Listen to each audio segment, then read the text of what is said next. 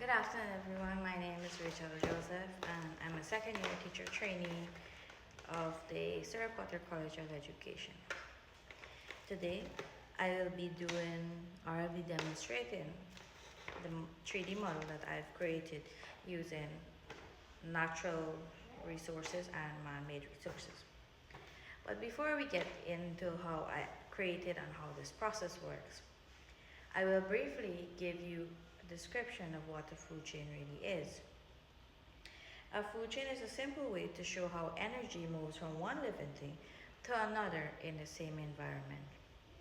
Using this model, you can see that the main the main producer here is the grass.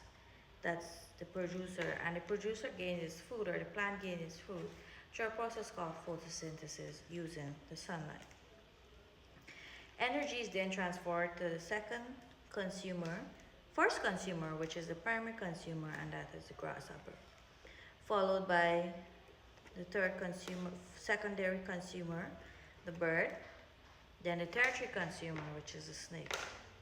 Energy is finally passed on to the final consumer, which is the eagle. The eagle will eat the snake, then the bird, then the grasshopper, then the grass.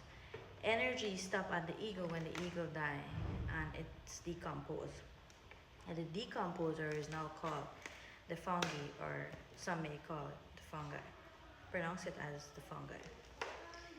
So this model shows how the natural world works.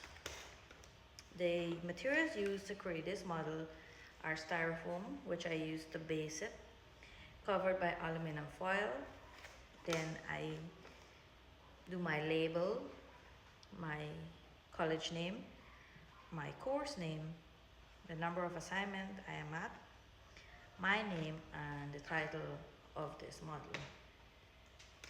Then I place sticks so that I can put them in order so you can see the correct process.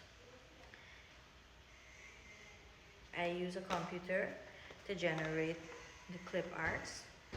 I then print, paste on neon cardboards, and cut out to suit my need.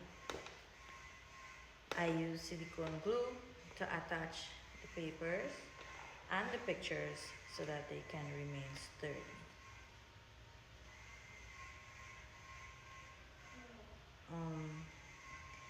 And this is how I created a 3D model of a food chain. Thank you.